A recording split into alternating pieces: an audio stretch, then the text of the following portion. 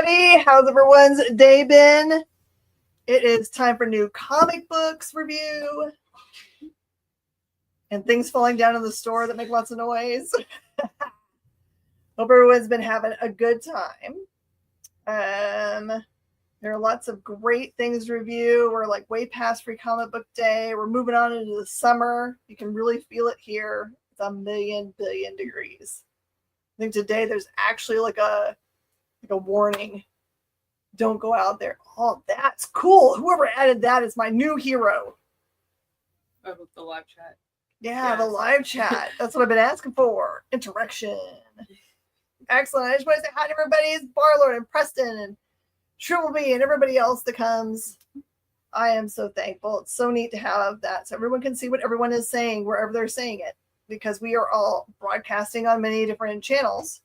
We want to make sure that everybody knows, because I feel like probably you guys think a little bit every once in a while. You're like, am I crazy? Me, I'm talking about talking to somebody that I can't see. But no, we're good. Bunch of number ones this week. Oh, I did want to mention this to you guys. They just dropped some really cool information. DC just announced that they're going to do a facsimile edition of, I think it's the first appearance of Crypto. Is that correct? Yeah. And they're going to do this kind of like golden ticket hunt. In this case, it's the golden, I think it's biscuit hunt. It's the like a golden biscuit. So like in Willy Wonka in a chocolate factory, if you get the golden biscuit, you get to go to the premiere of Superman this summer with James Gunn. Good. No, not that kind of guy. So anyway, so I don't know if it's going to sell as many copies of sealed things as Battle Beast did this last week, but I mean, I might buy a couple copies just for a chance to go to the Hollywoods. That would be really fun, right? Mm-hmm. I wonder if they're going to have the dog there. That'd be cool. It would make the most sense if you do a promotion that's like that. Can we sing, I got a golden biscuit. I got a golden biscuit. I gotta go. I got a golden biscuit like that. Yeah.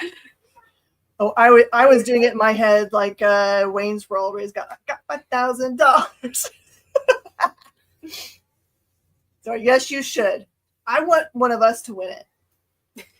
One of us. Someone on the stream. All right, let's look at new comic books this week. Oh, I get to go first. Okay. This has really been cool. Okay, so this is in the second round of absolutes. I don't know if you guys have glommed onto the fact that all the characters they're choosing are Justice League members. Who else is there left to do? I don't know. We'll figure it out. This is cool because although this creature that is on Wally's shoulder looks a lot like Gleek, it is not. That's Grodd from this universe. And it showed up in the last issue, so I don't think this is the first appearance, or maybe this is first full appearance. I don't know how they do this anymore.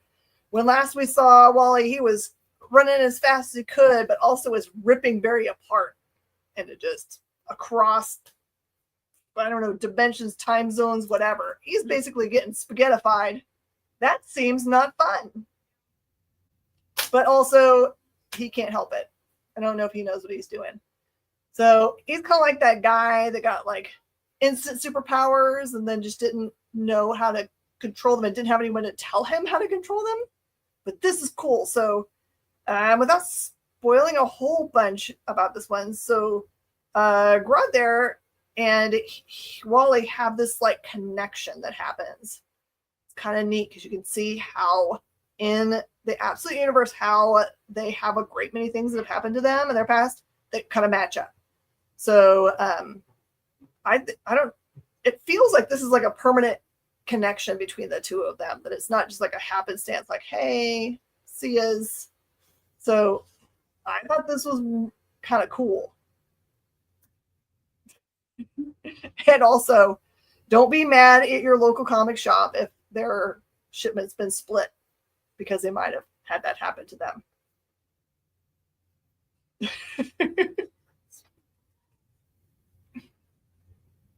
Spider-Man and Wolverine. So this one is gonna be a little bit honest. The pacing for this book I wasn't too wild about. It starts off a bit slow, but it is fun to see this dynamic between the two. And it brings up a part of Spider-Man's history that I was never fully sure if it was canon or not. It's in regards to his parents, and I won't spoil too much about it, but it plays a fairly big part in this issue. But again, the dynamic in this, like between the two characters, like it's great, but it's just the pacing of this issue. It's pretty slow, and I'm not fully sure if the cliffhanger is strong enough to maybe go like, oh, I gotta check the second issue out. It's okay. Not my favorite out of like all the crossovers we've been having over the past couple of months, but the art is fantastic. That's the high point of this issue for me personally. Not that bad. Spider-Man reflected in the claws. I don't know. Yeah. Also, I do have to make a comment that Wolverine forgot his neck. It's just straight up like shoulder and head. It's like that's what you call muscle bound. Can he turn his head? Yeah, it's if you're like an absolute like completionist where you have to get every single Spider-Man issue, or same with like Wolverine, it's worth checking out. But I feel like out of again all the crossovers that we've had with either Spider-Man or Wolverine over the past couple of months, this one is the weakest, and I hate saying that because I was really excited to read this issue, but like our producer said, hashtag not that bad. It's all right. It's all right. It's all right. It's bad. Sorry. All right. This is kind of crazy. So this is part of the Spawn universe. This feels like a double thick book, and it does have incredible art. And as far as I can tell, they kind of say it on the first page or two that it goes back to a connection that's made in Spawn number 5. Spawn number 5. So, I mean, you can go back to your big pile of 90s books and find Spawn number 5 to be able to find this girl. So what it looks like is that she is in a scene in that book as like maybe captured or in some kind of enclosure. Maybe Spawn doesn't notice that she's there or something. So this is from her point of view, in which she just gets like not rescued, right? The confrontation between Spawn and the bad guy happened, but she does not get helped. So this is her being pretty mad about that. And it's interesting because her face looks a lot like the clown makeup that he has in the series. And that seems like it's something that's happened to her. So this is, and I also don't know if this is the beginning of a series or if it's a single shot, because it probably could go either way for the way it was written. And you're going to see a bunch of characters that you know and love. There's no bullshit in this. There's no actual Spawn. You get to see him kind of as like from her point of view for half a second. Yeah, Violator. Thank you. I said clown. Yeah, this is cool. I probably, from myself, didn't like this as much as I'm really liking Black Ritual, but it's probably only on me because it's been so long since I've read the original material that I feel a little disconnected. And since the Black Ritual stuff is stuff that's tied to the things that are going on right now, which is the things I've been reading, I understand what's going on. So if I'm saying it's not the strongest title for me, it's only because of where I am in my reading. So cool. Hulk and Doctor Strange. So these crossovers that they've been doing, it's been pretty fun. This one is basically Bruce talks to Steven, and he's like, so I'm just trying to figure out why with like with my loved ones, that's also been affected by like gamma radiation. In their like Hulk forms, they're pretty chill, they're calm, they're not filled with rage like I am. So why is it with me it's just anger and just darkness and rage, but everyone else they seem to have like a good handle on it? So it's a fair question. Yeah, and so Doctor Strange he teleports or uses like the astral plane to take Bruce back to when he became the Hulk, and explains why he's got all this anger in him. This is actually a pretty funny issue considering like this brief synopsis I just gave y'all. No, it sounds heavy, but no, it sounds heavy, but like it's pretty dang on funny. There's a really interesting like I guess like a meta lines fourth wall breaking in this issue, just kind of poking fun at the medium and the backup story where it's I don't know if I can see it on the cover, but it's Agatha Harkness and Aunt May, and they're they are down there, and they're in like a book club together, and that of course is goes very sideways, especially with Agatha involved and a book. But no, is it spoilery to say what their book club is reading? Yes. Okay. Well, we're not gonna talk about it. So yeah, no, this was really enjoyable. I do recommend it if you just need a little bit more Hulk in your life, a little bit more Doctor Strange.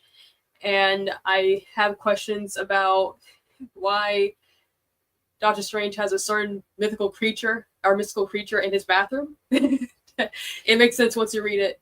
That's hilarious. Yeah. I still wish I had hoarded a copy of the Rocket and Doom issue that was part of this little single shot series because it was so good. They've all been great. So if you just want a little joy in your life, just a one-time enjoyment, these are a perfect thing to grab. Fang Buffoom. So jokingly you say that, but you're not really off with that. Oh. It's hilarious when we like randomly say stuff and like guess at stuff and it just But it's not being Fang Buffoom, but after the show I'll explain it. Why that's a pretty funny comment. Highlight series. What? You're okay. Ghostbusters Dead Man's Chest doesn't really get you the reason for the title until toward the very end, which is kind of cool. All right. So if you were a fan of the movies where you've got gosh, I forgot the little girl's name. Feel like it's so easy. I didn't even try. So anyway, it's all about the family dynamic in those films, right? It's her trying to kind of like find her way in life and in ghost hunting, and her really fun parents. So I mean, and it's drawn exactly the way they are in the film. So it's Paul Rudd, Phoebe. Thank you. I was like, it's such a sweet name. Why can't I remember it? So this is there's really great moments like the parents realizing that their two kids are more likely to be away and doing their own independent stuff and kind of coming to terms with that feeling as a parent who has 23-year-old and 25-year-old, 22-year-old and 25-year-old that are, like they are their own human beings now and they don't really need me to make decisions or to be, responsible for them or anything. It has a weird feeling, right? When you've been 20 something years with like, I have to make sure they're safe and I have to make sure they're clothed, food, all that stuff. So it's them kind of being like, okay, we're having family dinner and, they're not here. So it's those kinds of moments and some really funny ones about what's being made for food. I don't really think that the dad knows how to cook very well. And he breaks everything, which is, par for the course. And then you get into this cool, like, what's the ghost that shows up? So just fun Ghostbusters, no groundbreaking things, really cool art, easy to read, good fun. So sleep. Just like this one, light. So this one's pretty interesting. So it's from the creator of Kaiju Max. So definitely do recommend it if you like that series. Which Jen's reaction, she's a fan of that series. Something that I thought was pretty interesting that that the creator mentioned in the like in the notes that so the reason why why this comic, why it's in black and white, why it's in like a, well, I shouldn't say black and white, it's in like grayscale, and it has like little pops of red throughout the series. It's kind of to help kind of like build dread as you're reading this issue. And so that like something, you just know that something is just off. Like the best way I can describe it, if you've watched like the return for that show Twin Peaks, you just know something is off like throughout this whole season. Like you can't explain why. It's just like, this is weird, this is unsettling, and it works very well in this issue. The brief bits of color that you see, whether it's the main character's glasses or some other characters like red earrings, it's just like, okay, why these items? And they promise that there's going to be a lot of violence as the series goes on, so I'm sure when it happens, it's going to feel even more just like in your face. But yeah, no, this was this comic, like it starts off with a cat going missing. No. And I know, so if you're a cat lover, maybe like avoid this one. And of course, the cat goes missing when there's like this series of incidents where animals are being attacked by something, you just don't know what it is, but you see the aftermath of it. So of course you're like, I hope you find this kitty cat. And as the issue goes on, you're introduced to more characters that the book, it doesn't like hold your hand. Like as you're reading it, you kind of figure out what their relationship dynamics are just through conversations. Like you find out like kind of backstory. It doesn't do the whole, oh, I moved away for blah, blah, blah years. It's like you kind of pick it up through conversation, which I really appreciated. If you want something weird, something quirky, just to give it a shot, I do recommend this one. Might be my personal book of the week, tied with another one. So one of my two favorite books this week. Really enjoyed it. And I think you'll like it because of Kaiju Max connections. Yeah, so Kaiju Max, just in case you guys have never ever heard of it, were you sleeping in a pressure chamber? What's going on? It really is the craziest drawn, funniest look at kaiju as they live out their lives behind bars in Kaiju Max. It's like Orange is the New Black, but with kaiju and less girls. So anyway, also go get that, but then get sleep. And also get sleep. It's important for your health. Get actual sleep in a sleep comic. That's right. I am a pot calling kettle black. I have not had any sleep. I'm so tired. Red coat. Yes. All right. In the last issue, we finally met the Northerner. The Northerner is this guy in the blue coat. We find out, I think for the first time since I remember in the series, that there is a time moving component of the storyline.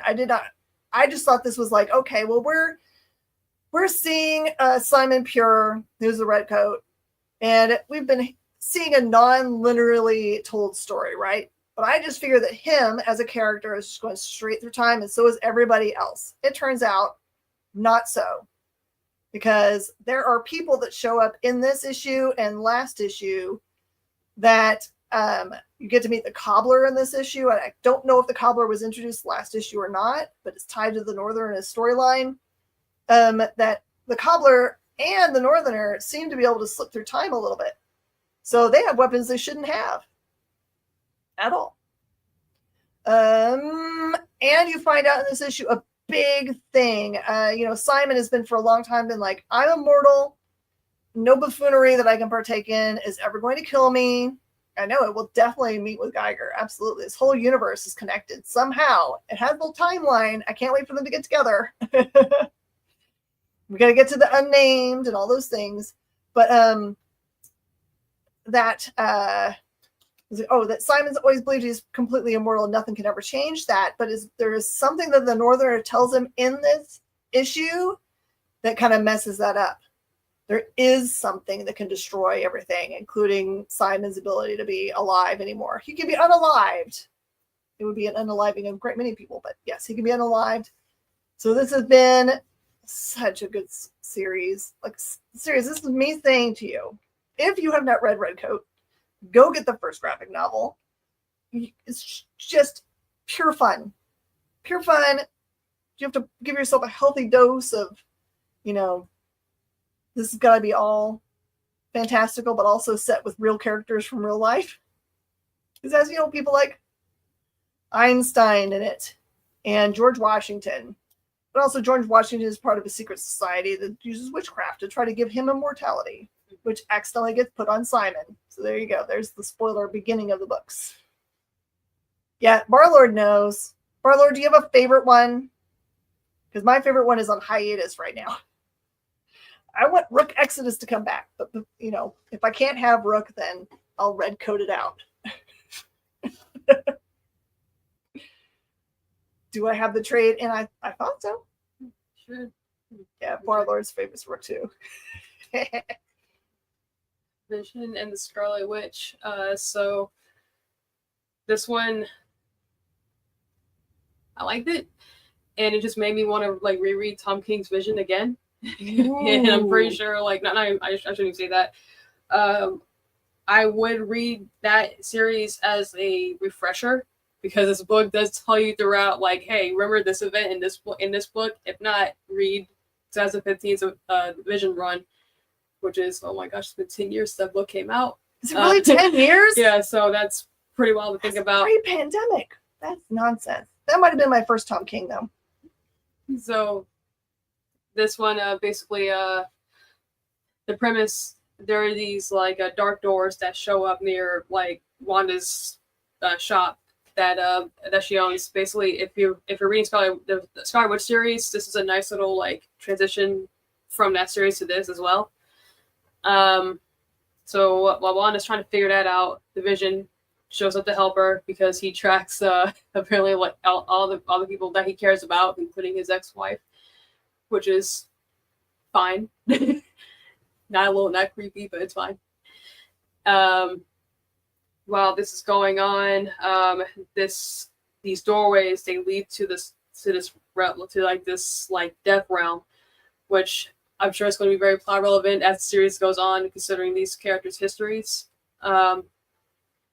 But yeah, I actually like this one quite a bit. I love the artwork. I liked seeing their dynamics together, and I liked seeing a certain character from the Vision series come back, because I really enjoyed seeing that character. Well, two characters, I guess. This cover, looking at it, it's pretty interesting seeing it after reading this issue. So just kind of keep that in mind before you read it. But yeah, I'm actually liked it quite a bit. But I am biased because I do like Steve Orlando's writing books, so oh yeah, kind of keep that in mind as well. This might not be a completely unbiased review. I'm always very impressed by the different ways artistically that they present Wanda's hair, and it's so pretty. It's only so many ways you can draw red hair, right? On a red background with a red suit. Still beautiful. It's got to be big and curly. It's got to be big and curly. Not as big as Medusa's. Can't get there. Yeah.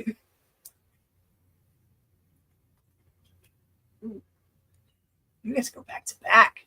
Back to back. Okay, here we go. Spider-Man Unlimited. What? Oh, okay. I was like, man, I read this book.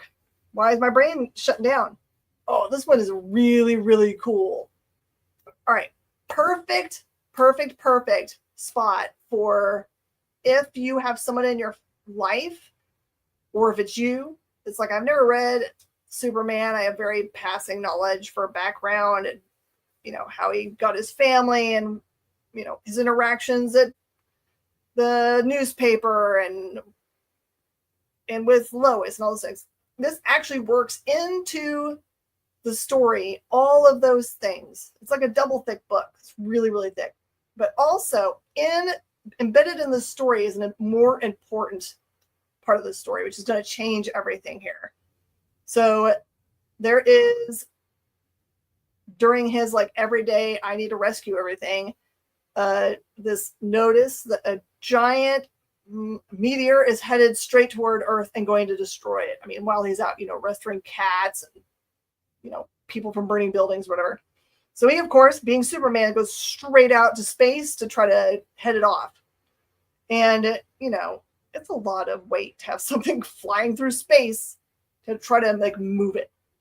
And I'm going to ruin a little bit for you. So if you don't want to have something ruined, close your ears. But also it's probably ruined by the cover title there, The Dawn of the Emerald Era, in which inside the giant asteroid is, it's kind of like hollow, is a huge amount of kryptonite, which changes everything.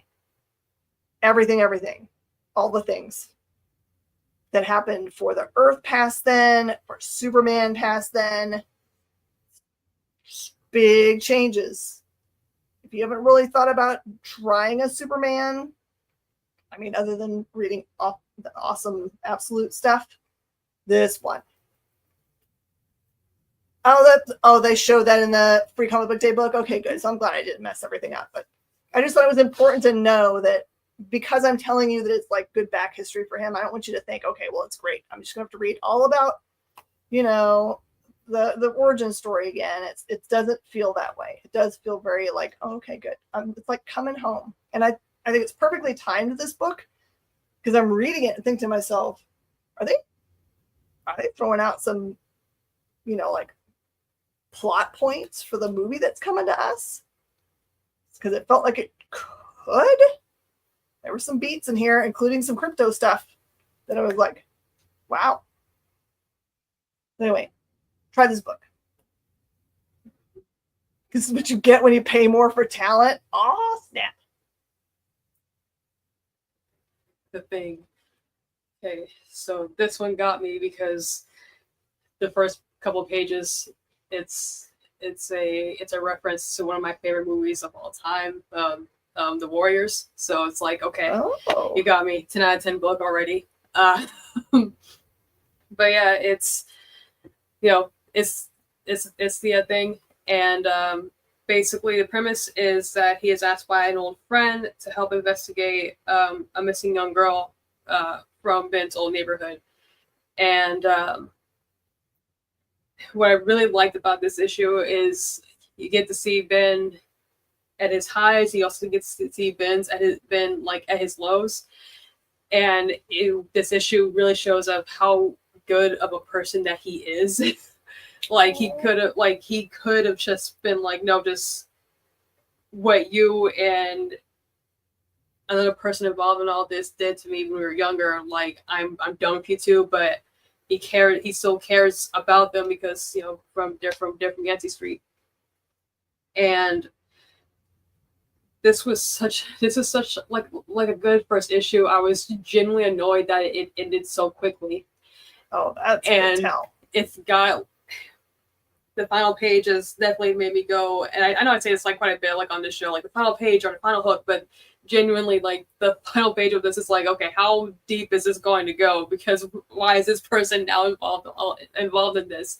But it doesn't come out of nowhere. It generally it makes sense the more like you like sit on it. But yeah, if you love the thing, definitely do check this out.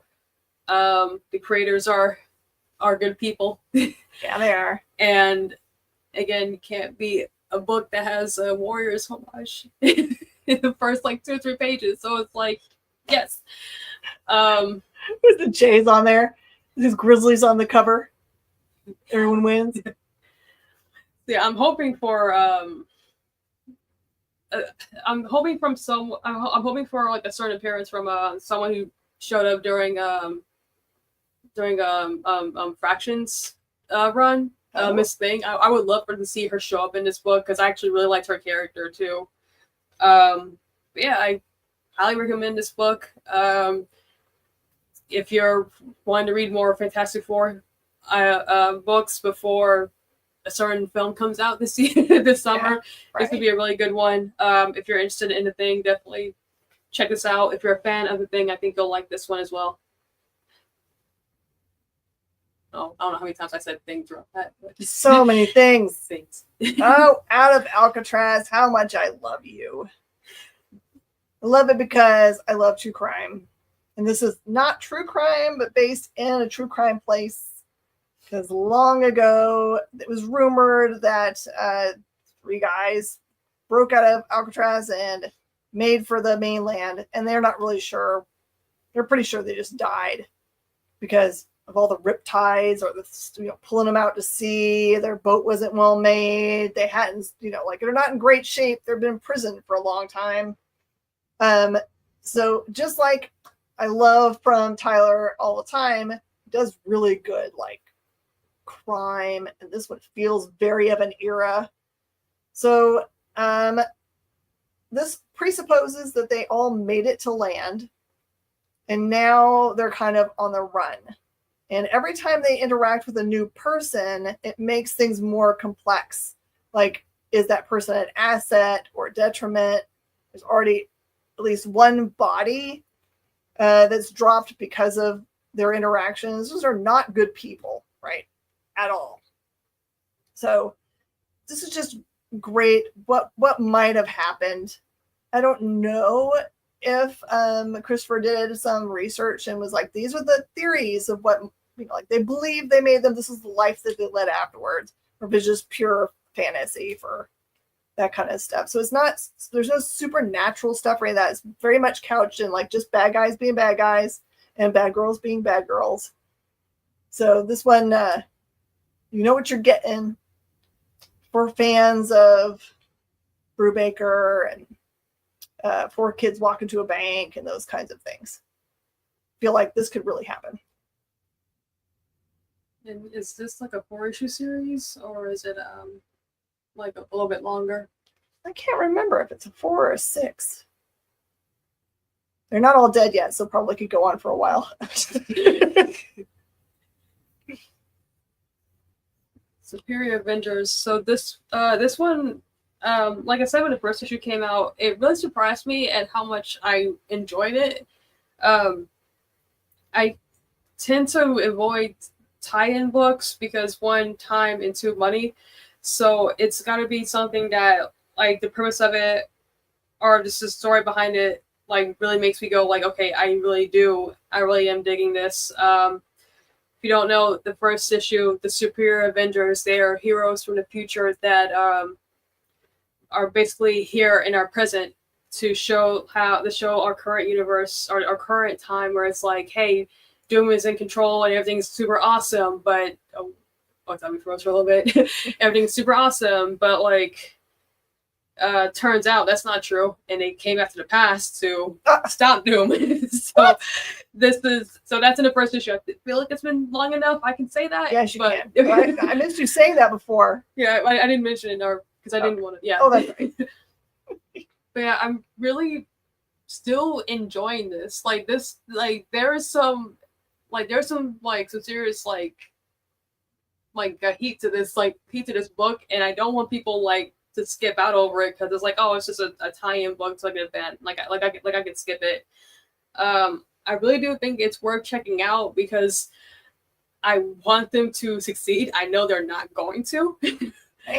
And I'm just like really liking these characters, like, because they're alternate versions of villains that we know, like Killmonger and Doc Ock in the back just hanging out.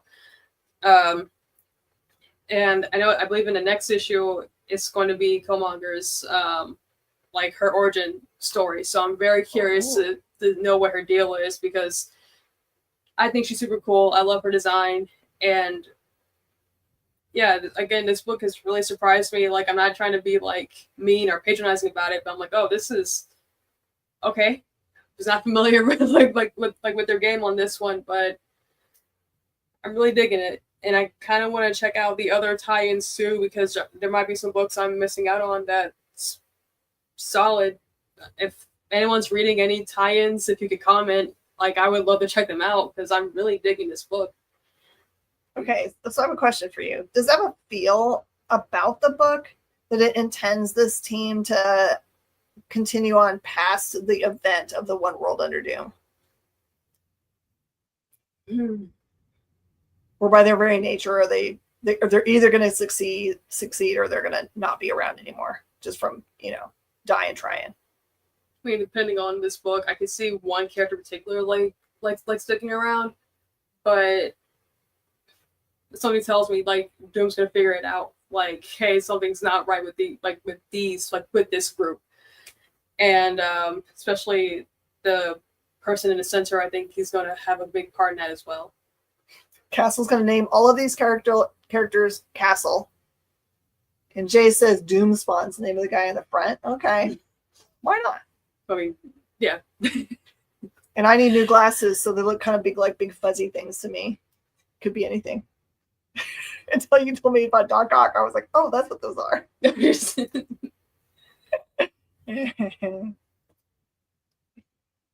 Okay, I will tell you 100%. You don't need to know jack about this series. I can remember so this is Boom Archaea. So Archaea is a little sub-imprint of Boom. That the killer, when it first came out fairly slowly in my recollection. And I feel like it was pandemic-ish for its time release. So I think it got hurt by its kind of like not consistent release schedule, not on the part of the creative team, I don't think, but just by life. If you like movies or books or anything about like hitmen or assassins or any of those kinds of things, which I love. So if you're a fan of John Wick or Nobody or oh gosh, there's can't remember the name of the other one that's a regular streaming one. Jack Reacher. That was the one I was thinking of, but I'm going to use that one. So this one is this main character. So this is the killer Affairs of the State 2. So you don't need to know anything that's gone before. I say just jump right in here because it is really cool storytelling. So it's neat. So this kind of like lays out like from the beginning of time, what's wrong with us? I mean, the human race. Like we're always looking for ways to get into war. We're never happy with what we have. We're always looking to take other people's stuff. Not me personally, but people over time. And then he kind of like, so instead of talking about it in terms of like giant groups of people, then he starts talking about people in general, single people. And through all of this, you kind of just like kind of get an insight into his thought process before he actually reveals to you that in fact he is a killer for hire. And he says the classic line that you often hear from killers for hire is like, chances are if I'm sent after you, you are not a good person. I'm here for a reason. So when we meet him outside of all that part of the storyline, he's kind of like in the middle of the woods, way away from everybody except for one, like within walking distance and probably miles and miles of walking distance, there's a house. And he's been taking walks and going to spy on what's going on at this house, which you figure out that is actually a place where people are being smuggled in and then probably they probably have paid money to get into the country, and then they're being like put into slavery or shopped or all those kinds of things, really bad, terrible things. So he knows those people are bad people, right? But also he's been given an assignment, which means he has to travel away from his house. And so these two storylines in which he is an assassin, he's got his go and do your hit. He's got that interacting with this stuff that's going on at this other house that feels is pretty far away, but then also things start to happen in between. This is really terrific. Some of the most beautiful art this week. I didn't get to read, things, so it might be not as pretty as that, but you can see from this cover how pretty like the light play is for like the light coming through the dead trees behind him. So really great stuff. Love, love, love this. I wasn't expecting to love it as much as I did, honestly. Man, we finished real early today. We're overachievers. Sorry, y'all. Also, just so you know, on the Rack Signature LCS, maybe will be the 5th print of #1 of Mark Spears Monsters. I know you guys are really happy about that that title, and please tell me you guys are actually reading it, because it's a killer series. I don't know if it's a light week. There's not a lot of like #1. It's not a heavy #1. There were a lot more. If I thought I would have had enough time, I would have read more of the One World Under Doom tie-ins, because there's another 3 or 4 of them this week. It was a pretty heavy Doom tie-in. And there's like, we have some opportunities for some pretty cool graphic novels this week. Like you might grab up the 2nd series of Godzilla, the Re-Dragons, Sons of Giants, like really cool. The next volume of Captain America 2. Some really good reprints. Criminal. Oh yeah. And Kelly Joke and Other Stories. And then for my friends that love Symbiotes, some Venom War goodies. And just so you know, I also want to let you know that because of the Diamond craziness, everybody's getting their books, the Dynamite books and other press books that are coming. They can only get them from Diamond.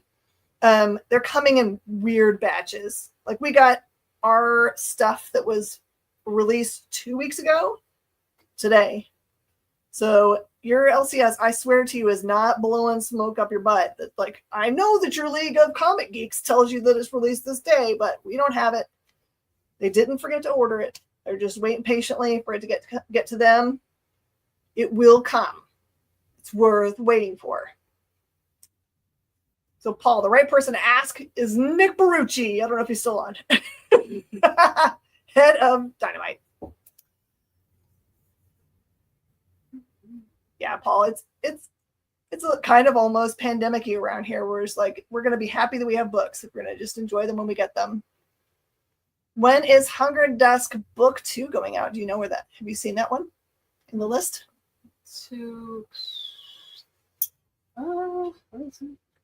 We can find out. Bleeding Cool. I will tell you, our Lord, be careful about Bleeding Cool information, because he's usually the first person in the room with information, but sometimes it's not accurate. Like, for example, one of the people that works for Diamond who got released from that job, he called him Colin Powell, and that's not his name. Colin Powell, different guy. So anyway, just take it with a grain of salt that all the super deets might not be exactly right. But yeah, you'll get some kind of news. It usually gets gleaned from people's social media. So yeah, if you want to get real news, use the Beat. The Comic Beat is a good one for real news, or ICB2. Those are all like, you're going to get a little more researched instead of like Rich wants speed, and the other ones will do like normal, like verifications. We're looking to answer your question. Mm-hmm.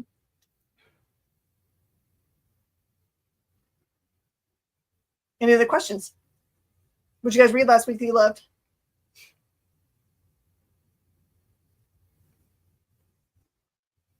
And I think also maybe the books this week. You know how sometimes you can talk a long time about a book without making any spoilers? Sometimes a specific book means you can't talk a lot about details, because otherwise we call this the spoiler show.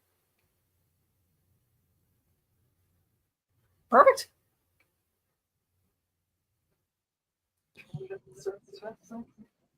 Well, as always, folks, appreciate you watching. Make sure, if you hadn't yet, like the video, share it out, all that fun stuff.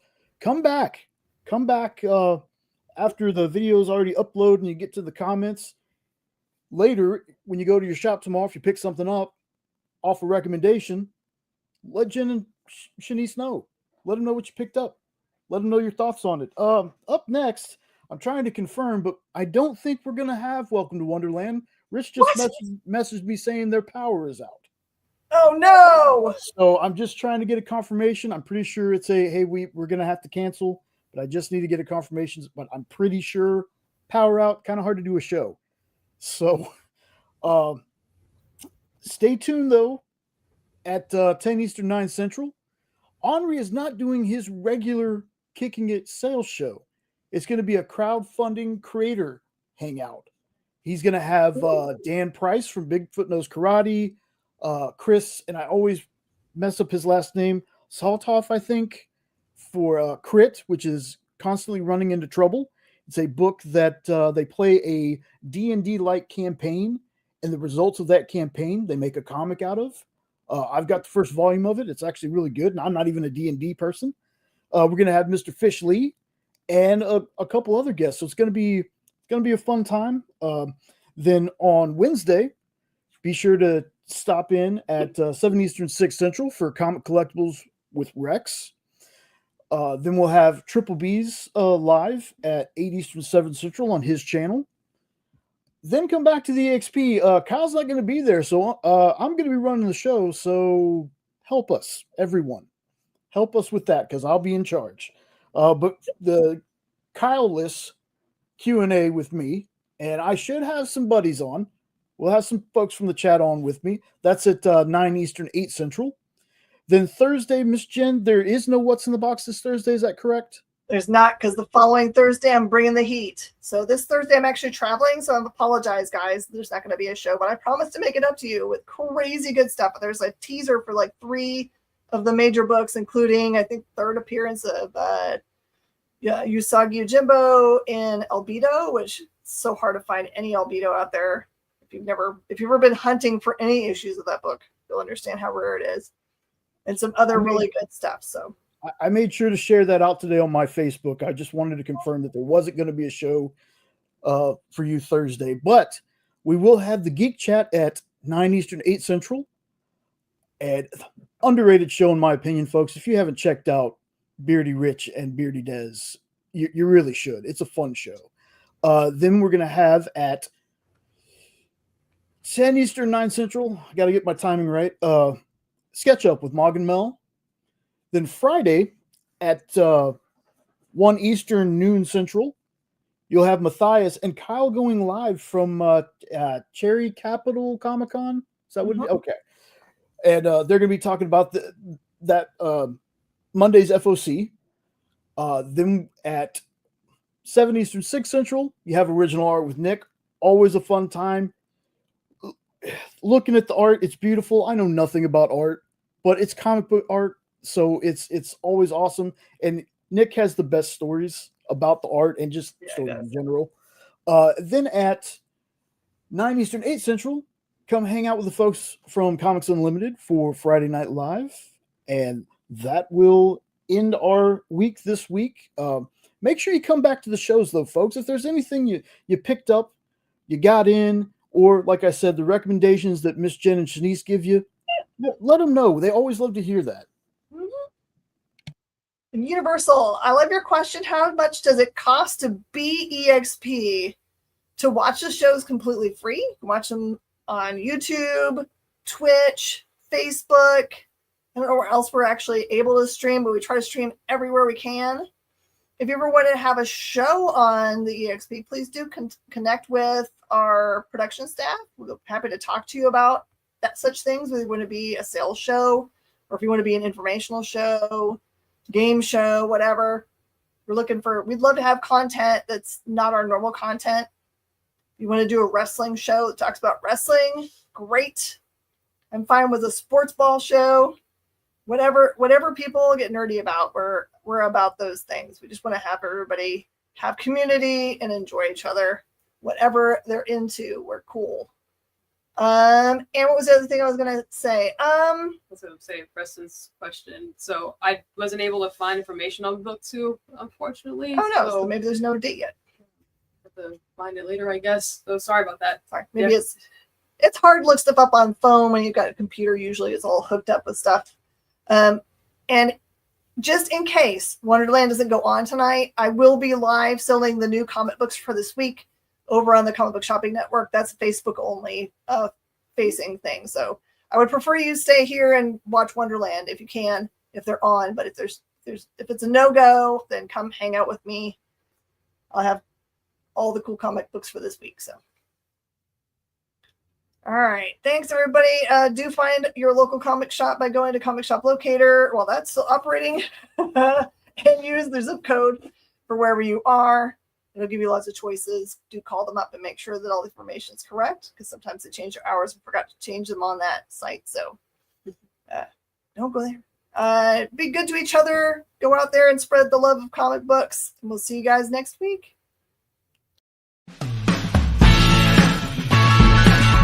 Join the party. Head over to our link tree to find all the links for everywhere the experience is all the time.